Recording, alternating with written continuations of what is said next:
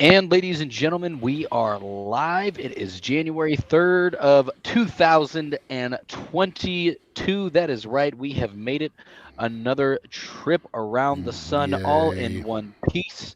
Uncle COVID has continued to come by, visit, and spend time with all of us. But for the three of us, we are here. We are live, and we are kicking off 2022 with a great show for you guys. We've already had quite the week since we last spoke, but we will get to that here shortly. Yeah. As always, my name is Sean Phillips, and I am joined alongside my two co-hosts, Mr. Andy Van Beber and Travis Kirkendall. Gentlemen, how are we doing today? Fantastic. I just want to apologize up front for all of our podcast listeners about the sound error last week. We have fixed that, and but thank you all for continuing to listen to us. And it's always good to see Travis Kirkendall, that handsome man right there. Sir, I am back full time. And It was good. so this is the Second so week back. now we're in. Is this the living room in the apartment that we're seeing here? Yeah, this is the living room / my kitchen's right here. And give us the update Uh, about what's going to be happening this week. Close on our home Wednesday, and then start Exciting. moving in and It get is. out of the totalitarian city of Chicago. I'm so excited for you guys. I tell you what, it's a whirlwind when you do it, and it'll take some Yes. getting used to after. But I tell you what, it's fantastic that you're doing it. I'm so happy for you. That's great. Oh, we are so excited, really, and I'll have a legitimate studio set up, so no more like the headphones or the phone. It'll be nice. Yeah, Looking forward to getting all that built up. yep. My one of my buddies came over. He was well, actually, it's my brother-in-law. He was over here and during the holidays, and he's looking around. He's like, "Man, why don't you put your podcast studio up in your loft in your garage?" I'm like, "Yeah, it gets cold out there in the winter and hot in the summertime, and the air conditioner can only do so much." Yeah.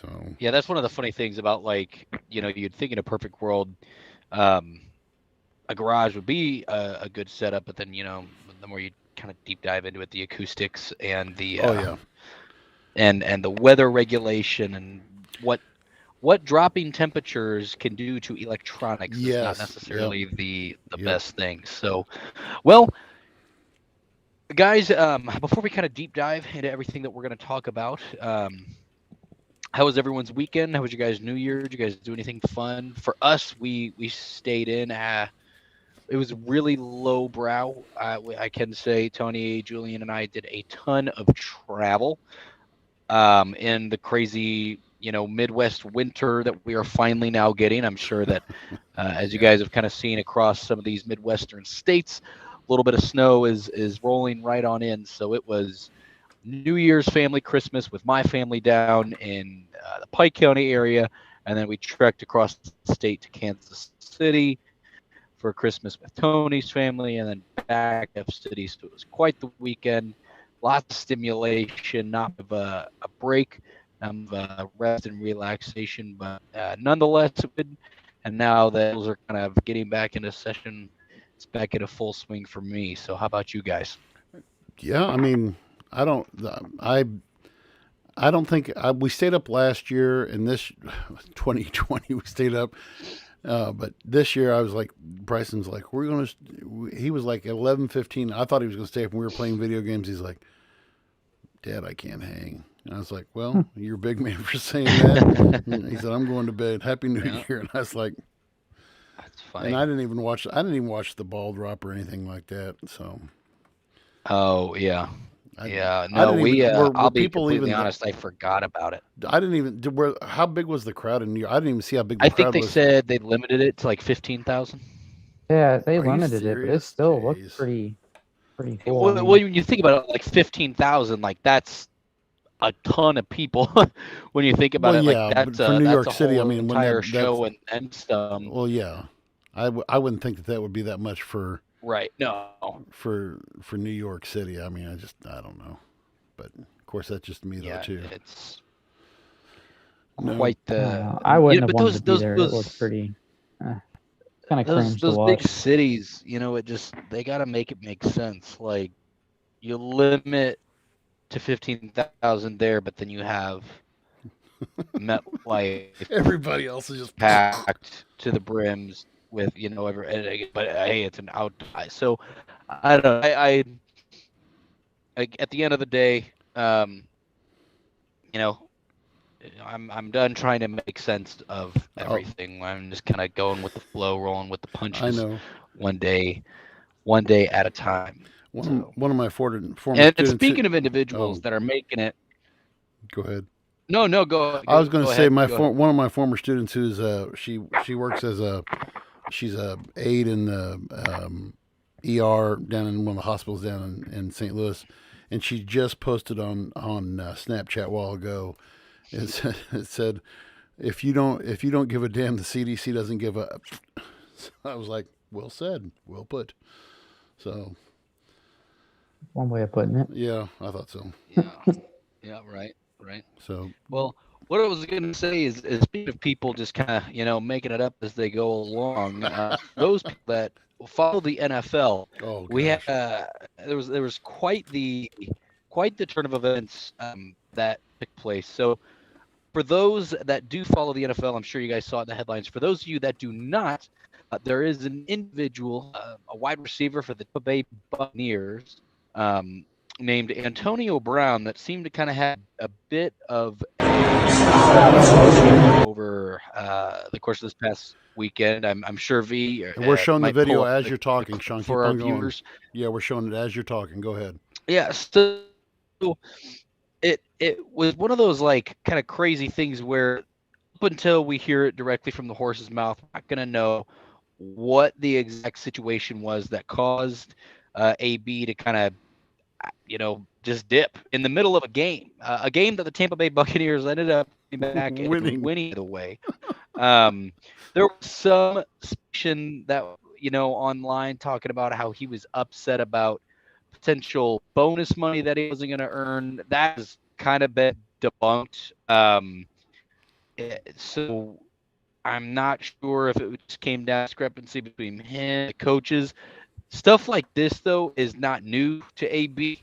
Antonio Brown, after being in the league for, I think it was 6 or 7 years, pretty much without it. Then it all just kind of started rumbling down. So it was like 2019, 2018 when things just kind of got like hectic for him. Lots of different allegations.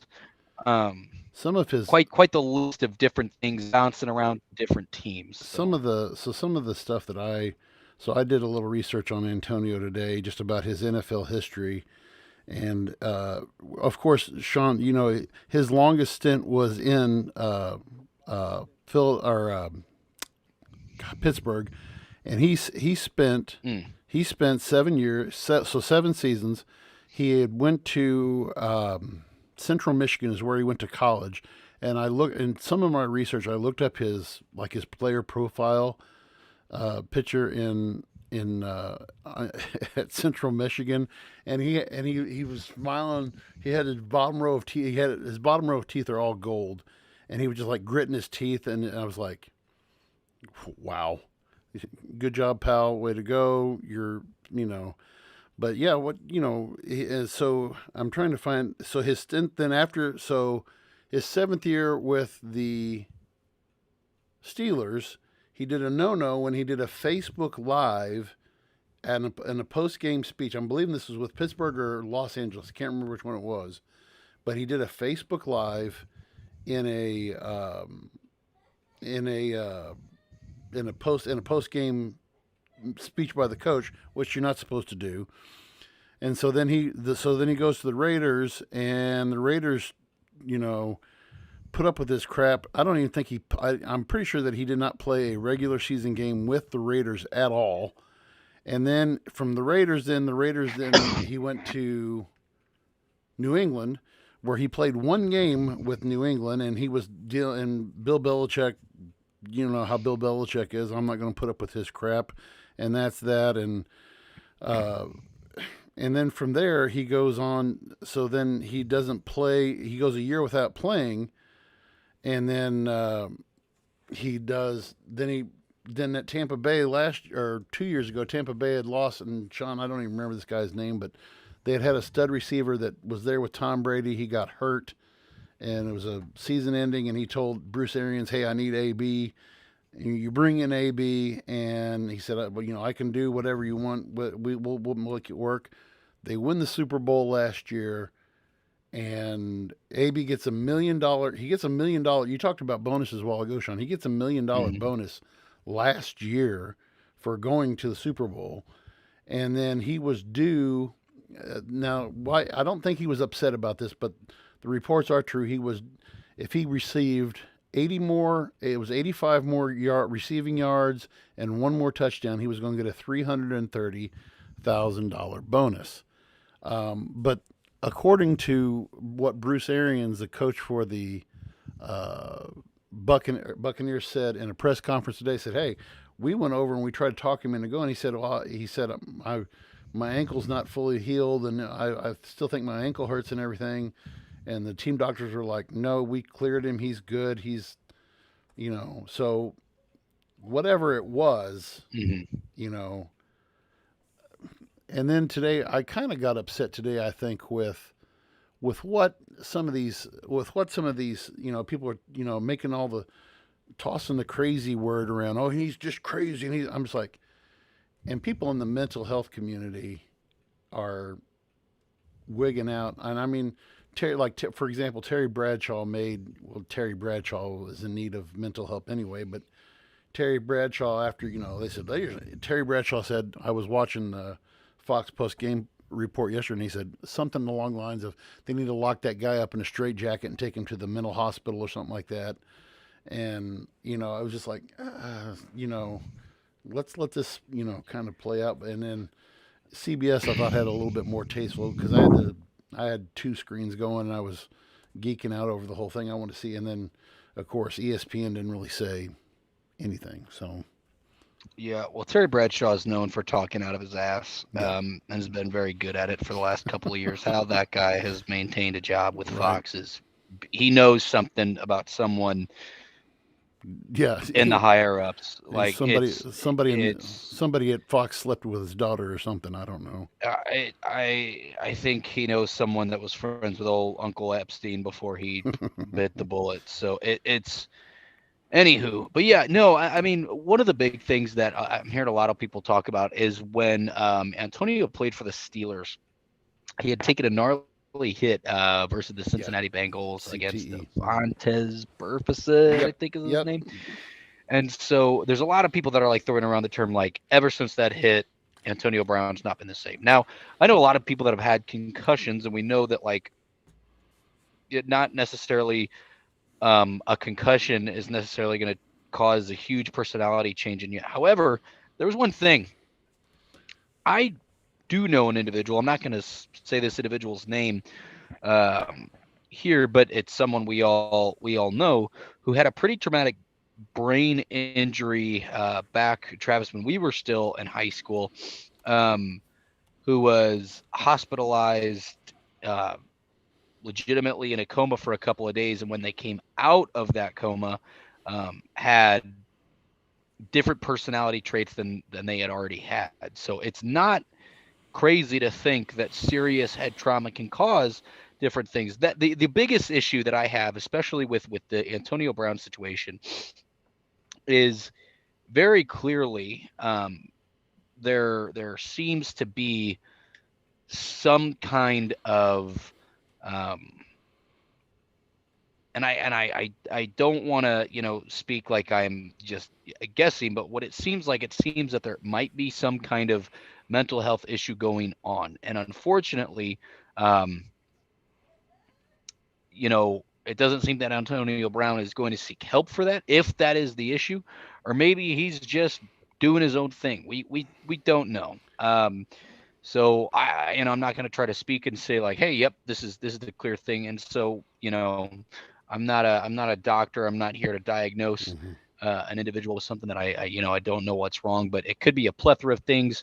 But, when there are so many people that are quick to say, he's just a diva, he's doing this, he's doing that, man, we don't know.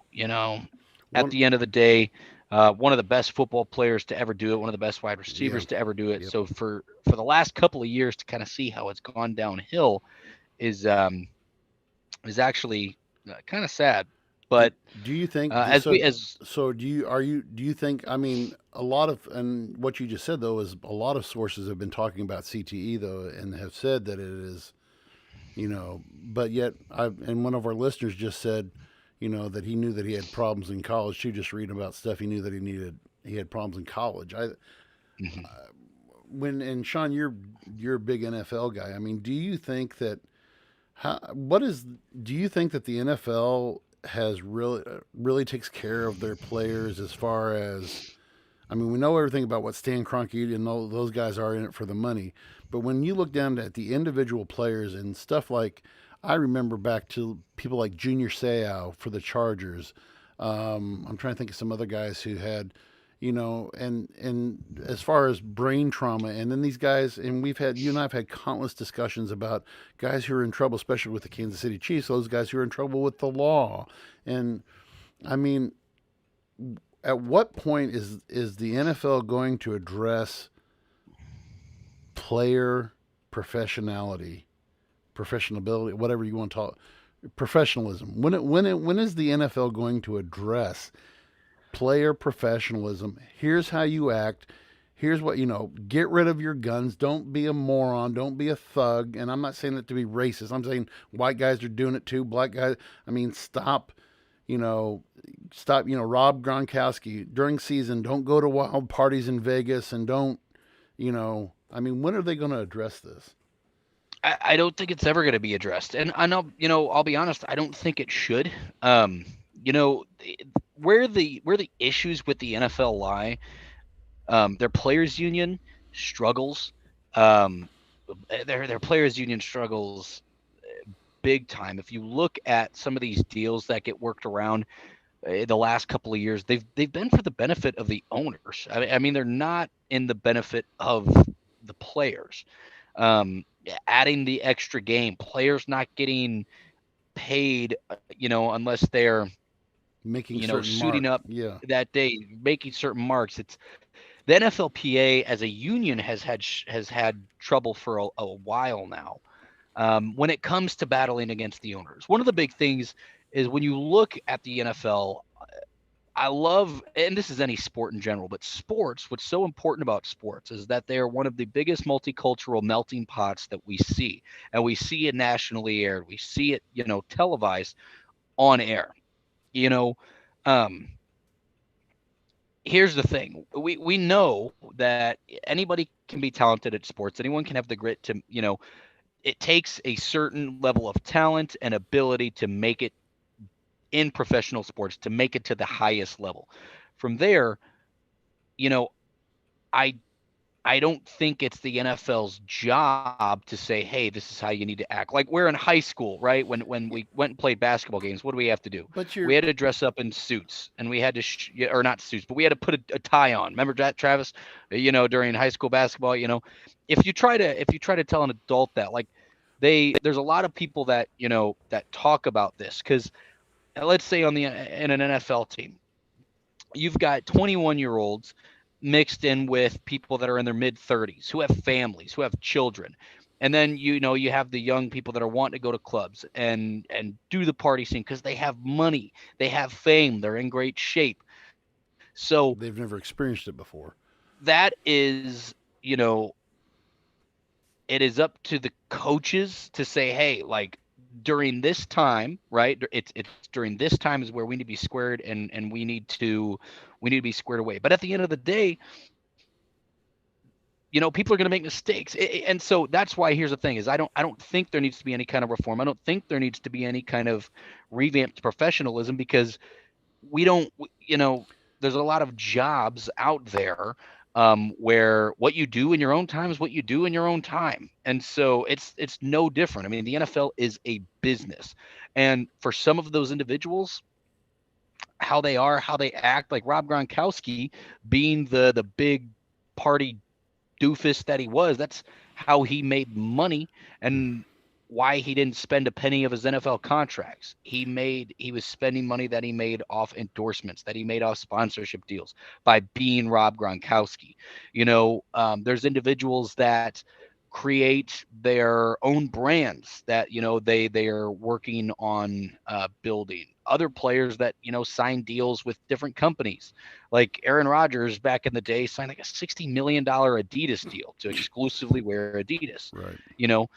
But then you talk about, think of like a crazy major, over the top example of this is like guys like Aaron Hernandez. It didn't matter what level of success they were for them. They were already engulfed in gang life so deeply. It didn't matter that they were making millions. It didn't matter that they had moved states away. They're still committing murders for their gang.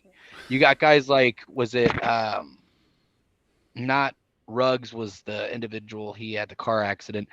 There was a player that same week, I can't remember his name, from the Raiders that went live on Instagram with a gun talking about how he was like, pull up and I'll kill you, pull up and I'll kill you, going crazy. And he was suspended, kicked off the team. So, it's not the job of the NFL to police players and tell players how to act. They are adults. And so I'll respectfully disagree with a couple of things there, because I see where you're coming from. One of the things that before I say this though, I want to say something else. This is nothing new in the NFL. When I was growing up, my brothers loved Joe Namath. And for those of you who don't know, Joe Namath played, I believe it was for the Jets, Broadway Joe.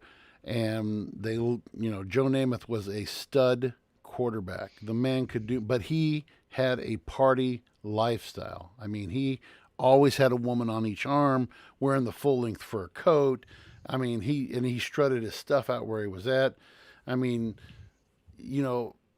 I understand that, and I understand the people who make a name for themselves outside of football but are football players. Colin Kaepernick, Randy Moss, Deion Sanders, these guys who are bigger than life characters. But I also believe though that, when you represent an organization, and I know I'm comparing apples and oranges here, but when you represent any business, and of course it's different for what you do because these guys are entertainers. They're supposed to be eccentric, I guess. But if you represent my club, if you represent my organization, if I'm a coach or if I'm even an owner, I'm sending a memo down to my coach, keep these guys in line because this is our, because there's always going to be that, etch mark on the Raiders, on the Buccaneers, on, or Pittsburgh was the only place where he had a relatively somewhat, normal. Hats off to that coach for dealing with him for 7 years. Okay. But I believe that if you represent an org, and you're right, it may not be the NFL, but I think it's up to the teams. And, if you're going to get a coach, you need to get a coach. And a coach, to me, a coach is someone who commands and gives respect, and I think some of these NFL coaches, I heard this morning when they were talking about Bruce Arians, they said, whenever Tom Brady came to town, his first order of business was to emasculate Bruce Arians, the head coach of the Buccaneers, that Tom Brady runs, the locker room, not Bruce Arians. And it's stuff like that that really rubs me the wrong way because I am old school. I am a guy who, you respect authority, especially if those people who are over you even if you make more money, and I'm sure sports is probably one of these few instances where it works, where you make more money than the boss, you still respect the guy who has placed an authority over you. That's just my thoughts on that. I think a lot of it, it could boil down to the owners. But again, with the NFL being a business, like if you're an owner and you're worried about putting butts in seats and winning football games, I mean, I'll use the Chiefs, for example, with Andy Reid, one of the best coaches that can get individuals to buy into what the Chiefs he still can't keep are. control of his guys off the field. Well, here's the thing. A lot of the players that he has brought in were scumbags who are still scumbags, but at least they're not scumbags getting in trouble. So credit to where credit's due. The Hunt family takes the risk on bringing in these players, but because of the respect that guys like Andy Reid command, these are individuals that are not necessarily getting in trouble anymore. Okay. Whereas you have other players or other teams that might have individuals that are, doing things to get in trouble, maybe because, they're like, look at Jacksonville. How do you expect any player on that team to follow any kind of rule, to hold any kind of standard when their coach is finger blasting chicks at a bar? Yep. It, it doesn't. There's That's a good levels point. to it. So, That's a good point. but so I mean, we know that personality sells. Look at guys like Tyson. Look at guys like Mayweather. Look at guys like McGregor. The biggest names in blockbusters puts were them in the some of seats. the most wild personalities. I mean, Travis, what's your 2 cents? I know that you're not necessarily big in the NFL, but when it comes to the personality and levels of professionalism amongst professional athletes, what's your take? I mean, yeah, I'm not big in NFL. I'm more of like a boxing UFC guy, but it applies to the UFC as well. I mean, the characters sell these fights. I mean, it's their personality and this they create this larger than life image. But, also their actions outside of the UFC can affect the image of the UFC. I mean, look at Jon Jones. I mean, the guy tested positive for steroids like 4 different times, did like a hit and run and got in trouble for that.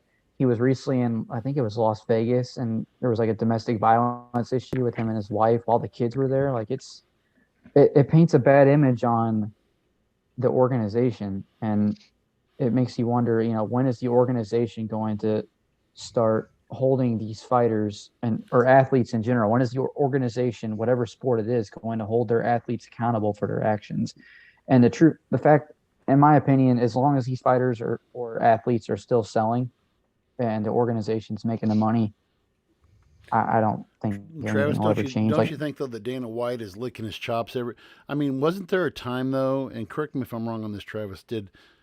Didn't when Conor McGregor, I forgot what fighter it was, and he stormed a guy's bus or they got in a fight. Didn't he say that Conor McGregor's no longer? I mean, that's been heck 5-10 years ago. I mean, didn't he at one time say we don't want Conor McGregor or his? Didn't he make some kind of statement to that effect?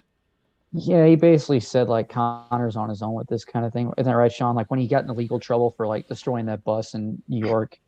Yeah, I mean, the last thing that Dana White would ever say is we're done with Connor and his antics, because that would be, Death sentence. That's a death sentence. that'd be a death sentence to the UFC at the time. But no, it was such like, hey, this is not, we're not building this as a promo. It's despicable acts, and he needs to pay for his actions. So I mean, look at it's the unfortunate truth of what you got, Travis.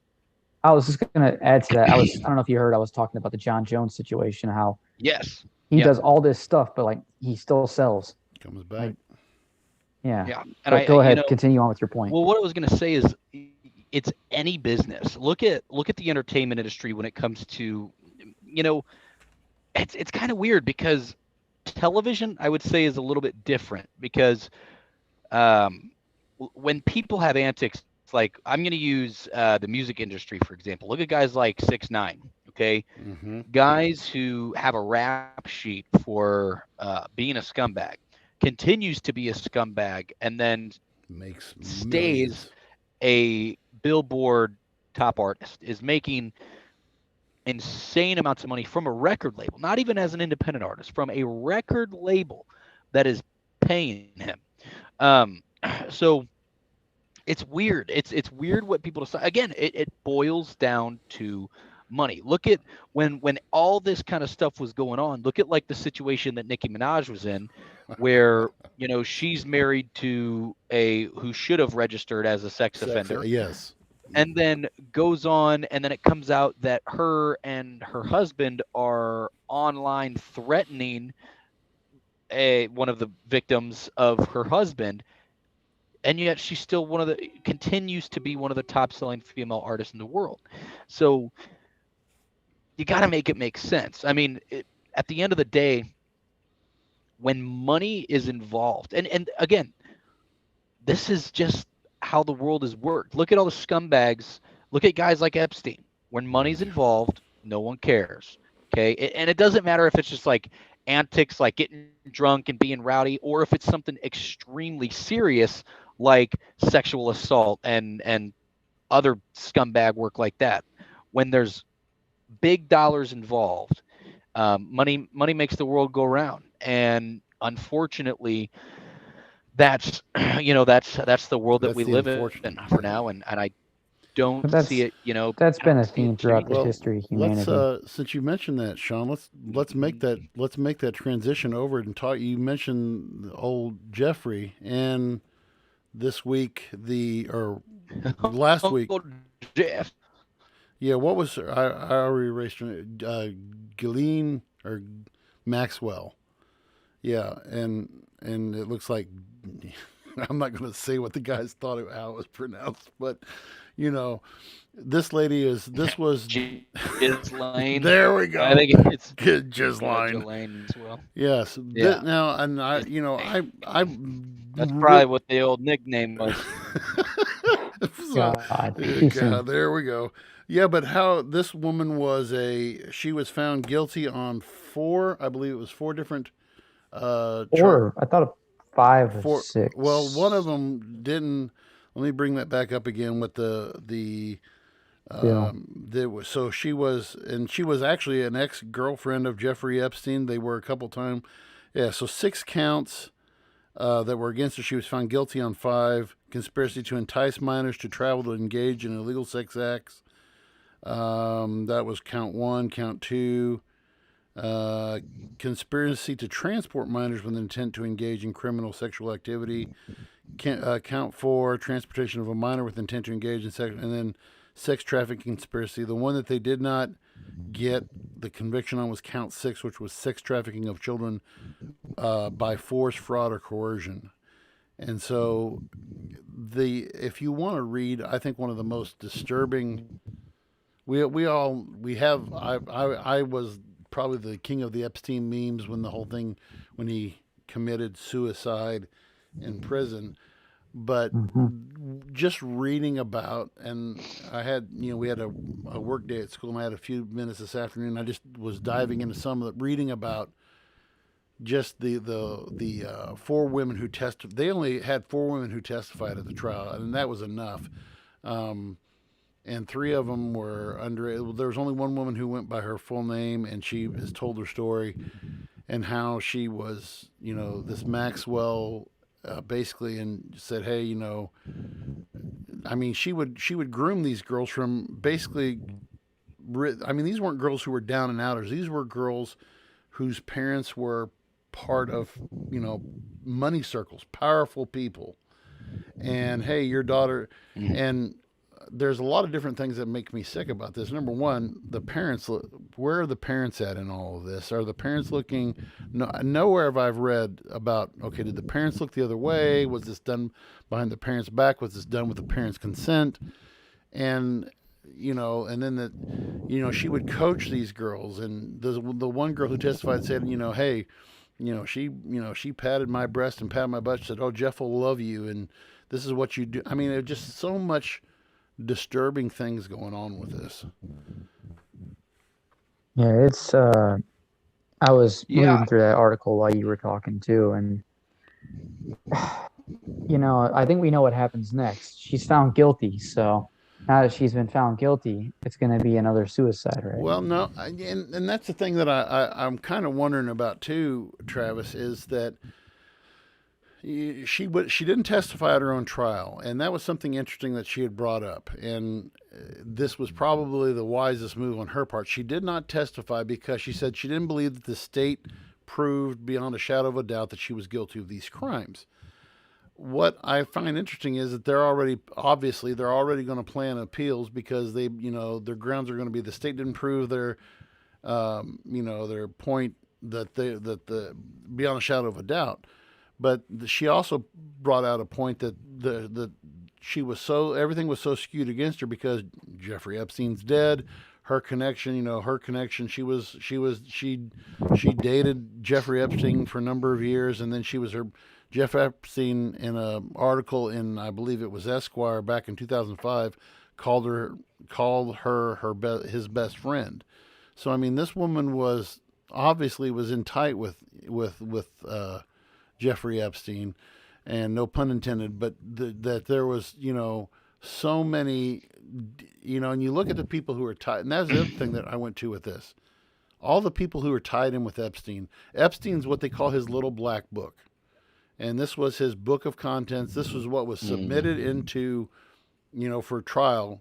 Never went to trial, but was submitted as evidence. And I looked this up. Some of the people who are in his little black book: the Trump family, the Kennedys, Andrew, no surprise, Andrew Cuomo, former governor of New York, Michael Bloomberg, former mayor of New York, David Blaine, magician David Blaine. Street magician David Blaine, that guy. Okay, Alec Baldwin, Chris Tucker.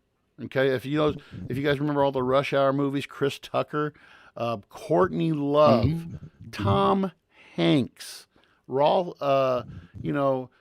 Collins, the drummer for Genesis, Dustin Hoffman, Elizabeth Hurley, Mick Jagger, Tom Ford. Tony Blair, former Prime Minister of England, Tony Blair, Richard Branson, the guy who's the head of Virgin Atlantic, again, no pun intended, Jimmy Buffett, Naomi Campbell. I mean, and the list goes on and on and on. And there's a lot of people who's like, you shouldn't be surprised. And then one of my favorite, and I remember this, and Janine was showing me this. This was on. Was the Golden Globes 3-4 years ago, the last time that Ricky Gervais hosted the Golden Globe Awards, and he flat out roasted this is when Epstein stuff was coming into view. And I mean, he was roasting these people about, you guys are perverts. You guys are, and some of the things that you see coming out of this after Jeffrey Epstein's death. And again, I credit my wife with a lot of this research because she researches everything that piques her interest. And this case piqued her interest, and she said, that Tom Hanks, after Jeffrey Epstein's death, moved and now lives in Greece. He and his wife live in Greece. And when you look at some of these accounts, people, talk about these great big parties that Jeffrey Epstein would throw, and this Ghislaine Maxwell, she arranged for all of the quote unquote entertainment for these parties. And a lot of the times it was underage girls. And it was high-end money girls that, hey, hush, hush. And to me, top to bottom, this whole thing just sickens me to no end that this happened or was allowed to happen. Did you guys see that documentary that was on Netflix? I think like it was a year ago about this whole Epstein case. No, tell me about that. Oh yeah, it's on Netflix. I can't remember the name of it now, but they have been on that case for a while. I mean, it had been such an ongoing case that just kept getting dropped, or like some higher up official would come in and just like try to make it disappear. Like there was like, this wasn't like something that just came up out of nowhere. It had been getting like dug away for such a long time. And it's what I want to know. My biggest question is, focus is on the Maxwell case right now. What is being done about the people that were on these flight logs and in this black book? Like, is there any accountability, or maybe not accountability, because I get, innocent till proven guilty, but is there any questioning that's being done? Like, are authorities even talking to these people and gathering evidence on this? Is there even an attempt? By the way, the name of that was Jeffrey Epstein, Filthy Rich. Yep, that's what it was. If you haven't watched it, you need to watch it. to. It's really, really disturbing. Well, I mean, people don't think that this is, and here's the scary thing. People don't think that this is, oh, that's just a big. This is stuff that happens in Missouri, in Illinois, local towns. Sex trafficking is a real deal. If you get, and I mean, I know of kids from the past who I've had in the past, and obviously I can't talk, but I mean, who have been pulled out of the sex trade and have been put into schools and foster. I mean, it's such a terrible thing that people are. You're basically saying we're going to sell our kids into sex slavery. And it's absolutely crazy. Well, and that's, as a father, here's the thing, as a father, I mean, I'm ready to take out a corked bat and take it to anybody's head who even tries to touch my daughter, or talk to my daughter or my son in the wrong way. What's bad about this whole thing is, like you said, what's being done? What's being, and I think one of the things that I read is like, okay, it's up to these individual people. If they want to press charges, they're free now to do lawsuits against the Maxwell estate. And by the way, she comes from I forgot what nationality her father was, but her father was a big time publisher back in the 70s and the 80s, who, by the way, had questionable relationships and was under the spotlight for a while. I mean, passed down from father to daughter. So what I don't... She's British. Yeah, so her dad, I forgot what her dad was French or something. I forgot what it was. Yeah. But she is, the thing that the smoking gun literally the smoking gun with Jeffrey Epstein obviously was, the Clintons. That the Clintons were in the little black book, and for whatever reason, and you look at, I remember looking at, the autopsies, and then you saw the counter autopsies of people saying, look, this guy did not hang himself. He was hushed up. And for me, this is where I kind of, people sometimes, and we joke on here about porn and stuff like that. And, there's some people who, they have an addiction problem, just like addiction to drugs or an addiction to, if you're going to do stuff in moderation, fine. I don't condone that kind of stuff. But to me, it goes, it feels so, and there's some people who are so debased in their mind that it takes it to a new level. And I think that they have to experience something more, just like any addict does. You say an addict, starts out with cocaine and then goes to meth and then goes to heroin and then goes, if they're still alive, they'll go to something else, for somebody, and for some people, like myself, I don't drink alcohol. I've never drank alcohol for the fact that I know that my ancestors, my great-great-grandfather killed the guy in the bar. We have a notion, my great-grandfather on my dad's side was raging alcoholic. We have the genes for it. So what do? I stay away from alcohol. Not because it's just my own personal belief, but I've heard the horror stories of where that addiction has led to in my family line. Okay? And so for some people, I think that when you look at, and pornography for some people is just a form of releasing releasing stress, releasing tension, fulfilling fantasies, whatever. Right. But there's some people who are like start out as just, okay, pot isn't doing it for me anymore. That's why some people call pot a doorway drug. I think pot is just like alcohol to me. I keep that in the same. But there are some people say, okay, alcohol and pot don't do it for me. So what do I have to do? I've got to step it up a notch to the next level. Okay, so what is it? So for somebody says, okay, well, I'm going to go to Pornhub or whatever. I'm going to watch, Pornhub. It's completely pointless or completely harmless. There's nobody. And then you go to the next level. Well, that's not doing it for me anymore. Okay, but there's some people who can keep it within reason and whatever. But again, here's another addiction that I have to stay away from. I have to stay away from because it can be the devil's playground with idle minds, and so it can go to the next level. And I'm not saying, but I look at Jeffrey Epstein. When you read his story, the guy was a sex addict, and he would have 3 and 4 teenage girls a day, and that. And people in places of power, everybody in that black book knew about it and did nothing. Or were involved in it. Hey, man. And some eyewitnesses said they were involved with it. Oh, yeah. Hence why. That's in that documentary, too. Yeah. There's a lot of people that spoke out about it. I don't know. Sean, you've been strangely silent on this one. What do you think?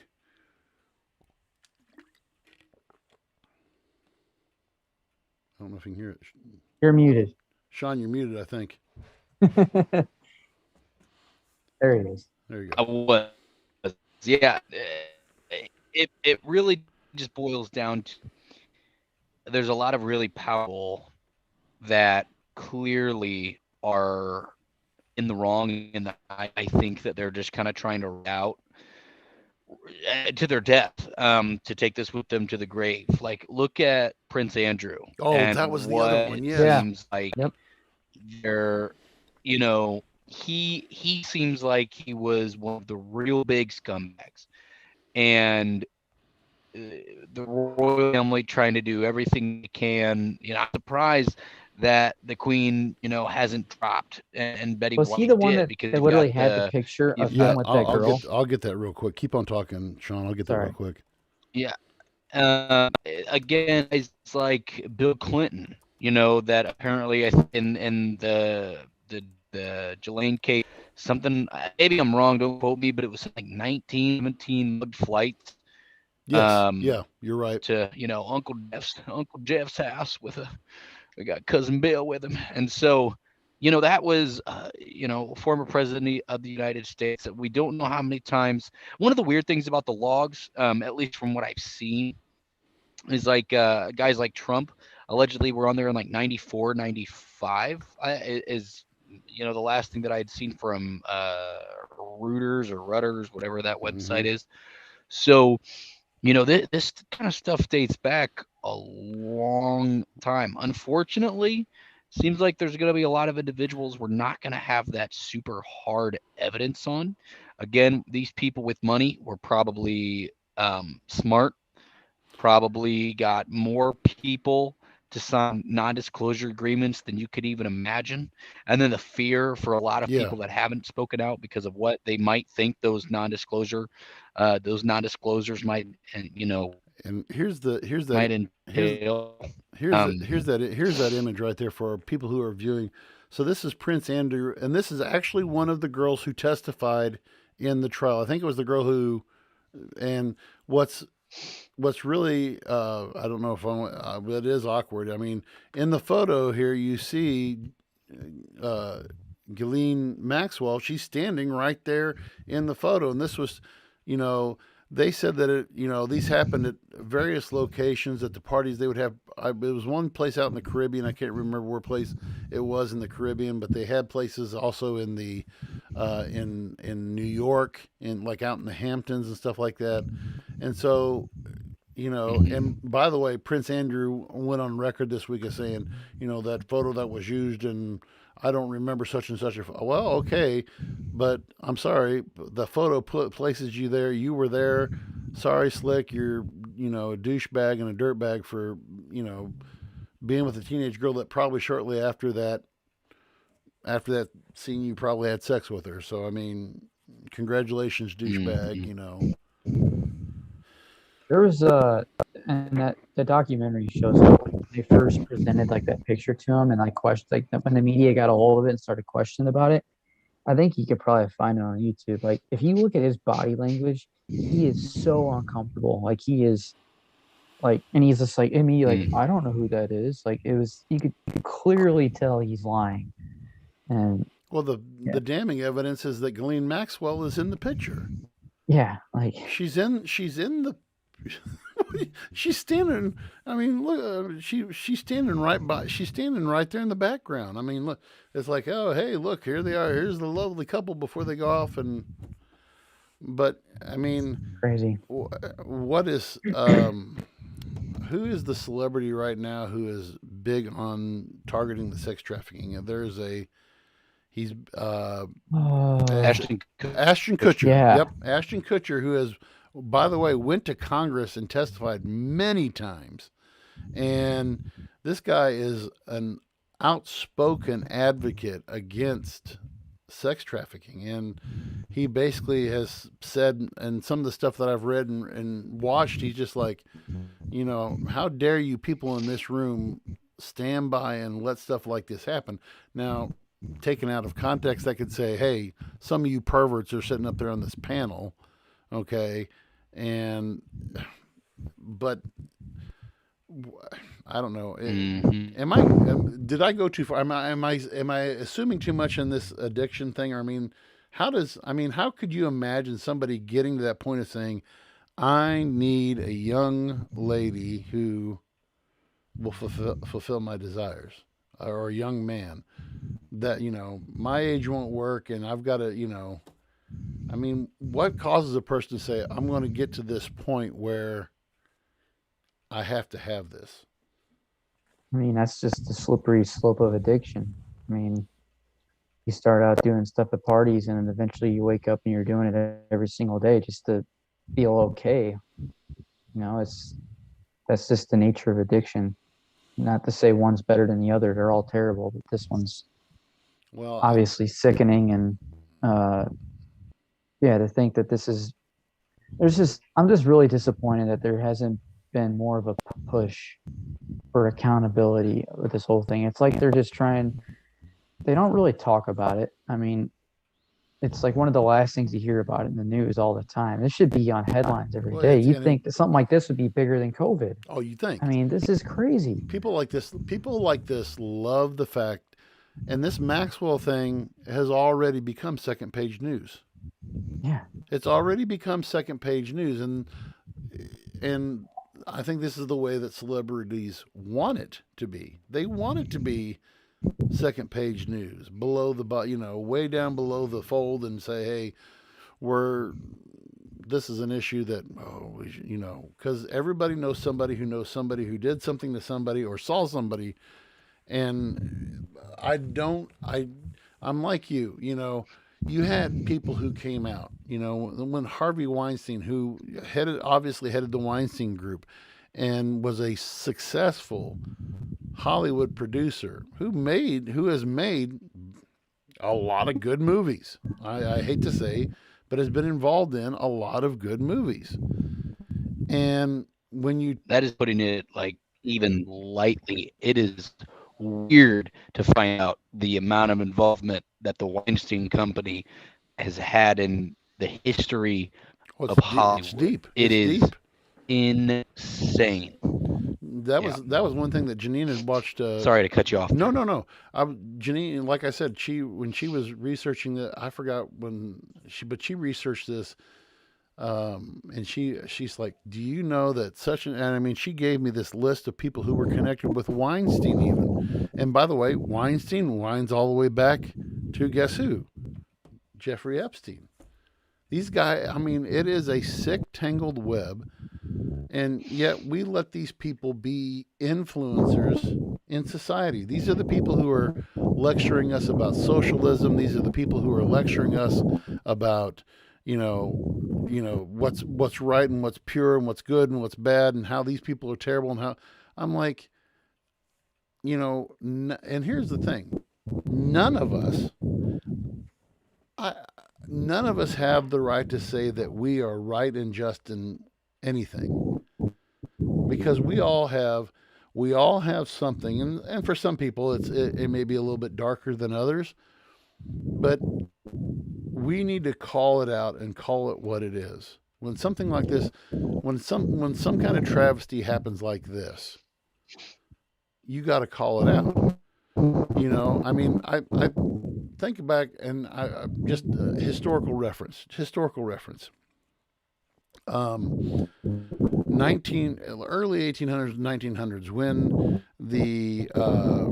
when industry was starting to really boom, second industrial revolution, and you have these meat packing plants that will do anything they can to cut corners and to cut, you know, and anything it goes into meat, and you don't want to know what goes into your steak or your canned meat or whatever. And then along comes a guy with a set of cojones big enough to say, Upton Sinclair, who says, hey, here's what's going on. And things were changed. What's different with this situation is, though, you've had so many whistleblowers, and there's so many people who have partaken and who have had their hands in the proverbial and literal cookie jar. And, you know, I mean, who knows? I mean, I'm sure it still goes on within Hollywood circles today. Oh, I mean, after seeing this and seeing the names on the list and how big this network is, I mean, I don't think we've even scratched the surface of this. I mean, if you look at the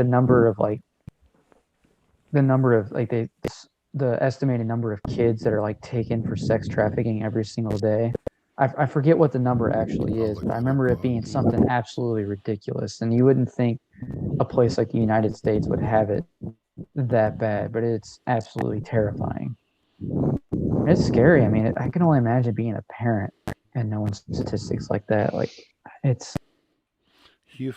got to be. I'm looking up on human rights. Some ridiculous number. Yeah. So, God. I mean, anything more than worldwide, is unacceptable. Worldwide, last year, 2017, 24.9 million worldwide. 20. That's just. That's almost a tenth of the United. That's almost 1/10 of the, or over a tenth.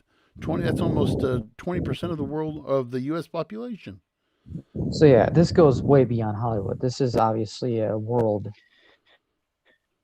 problem. I would even say a world pandemic in its own. Well, I mean, this is crazy. And that's the thing that gets me is like people act like it's on Earth, like, oh, you know, oh, these names that are coming out, but it's like, look around, look at the world where other nations, and it's not even just trafficking, but look how other people are treated in other reaches of the world.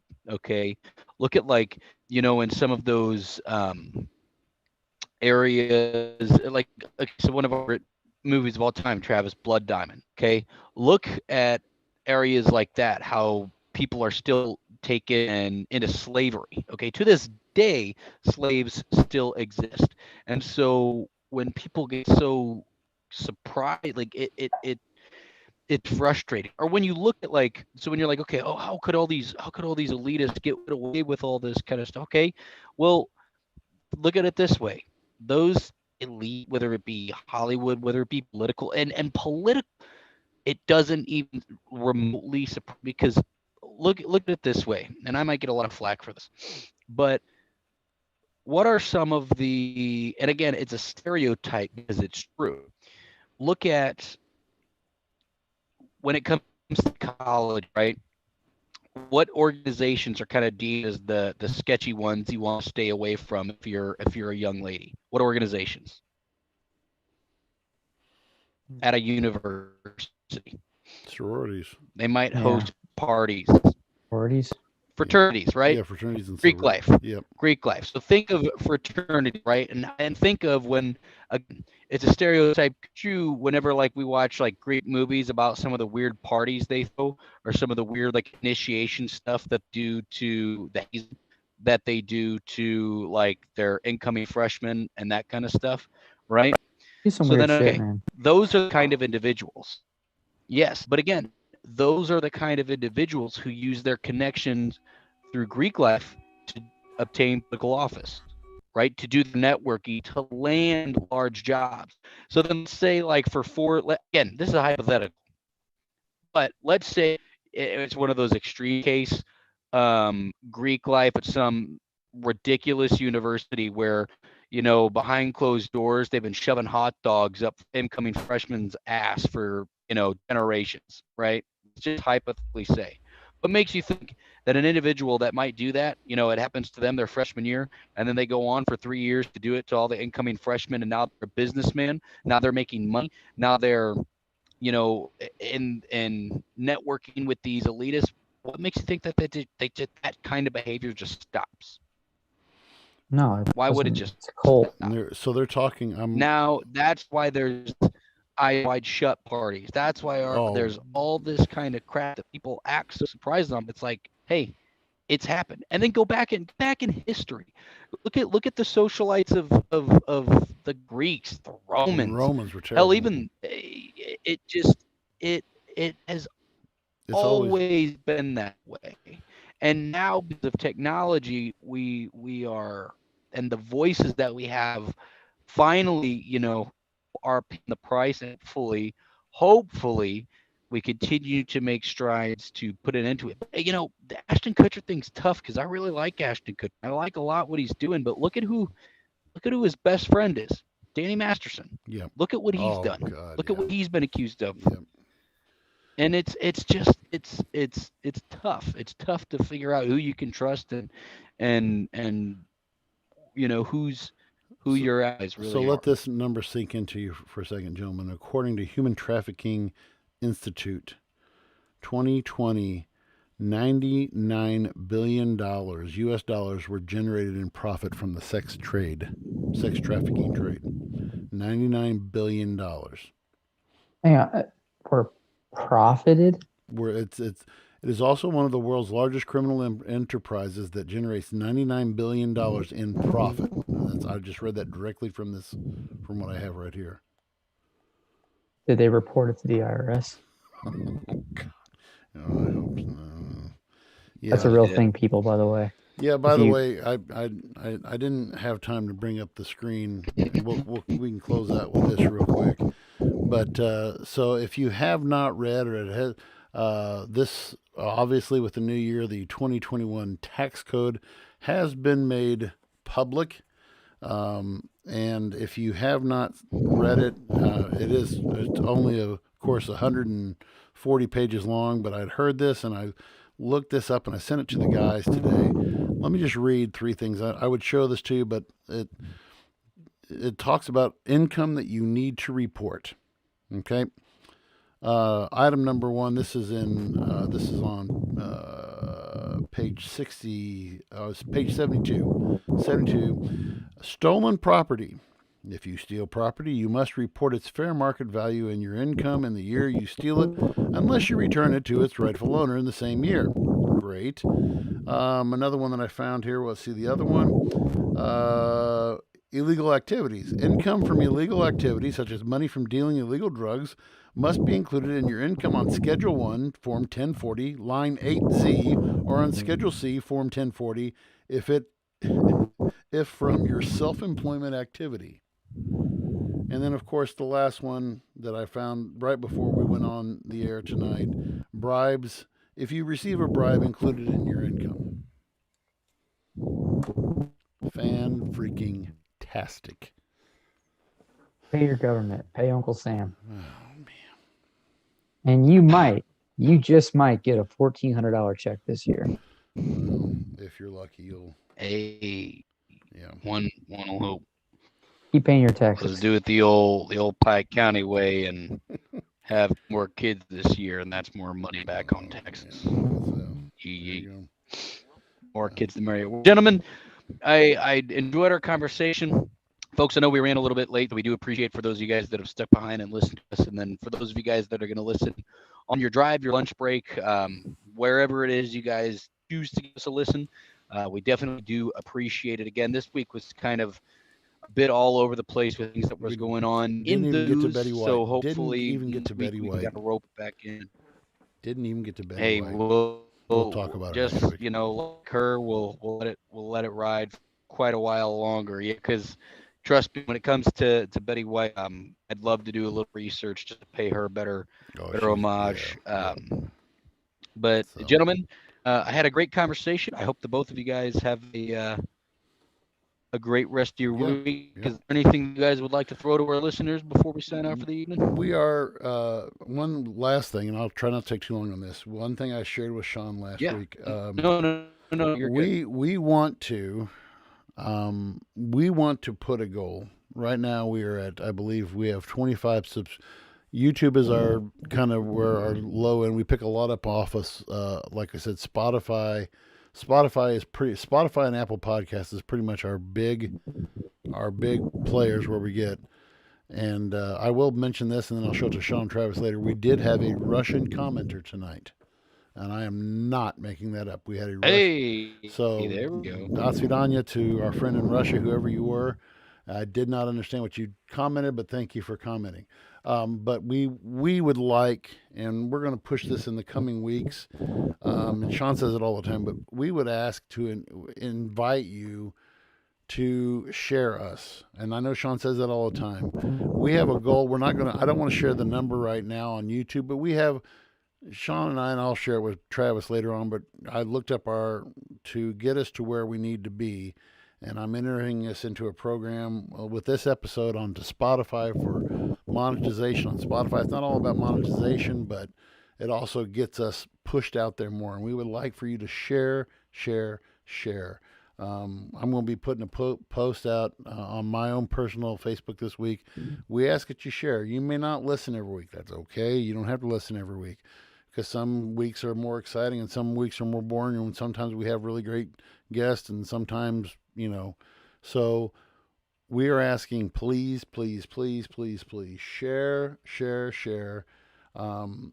We're closing in. We're right at 500 likes, follows on our Facebook page. Thank you for that. But we need tons of more followers. We are on Instagram. We have an Instagram account. We have a Twitter account. We have the YouTube account. So please follow, share. Everything he just said. Thank you guys for listening. We appreciate all you guys. We got some good content coming next week. I was going to share one thing, but I'm going to save it for next week. It's golden. And yeah, looking forward to talking with you guys. Okay. We'll see y'all next week. Absolutely, like an R. Kelly shower. Again, everyone, please make sure you check us out right here on Facebook, YouTube, Spotify, podcast, being wherever you guys do your podcast listening. Again, I will reiterate it. Beat it like a dead horse from Michael Jackson's song.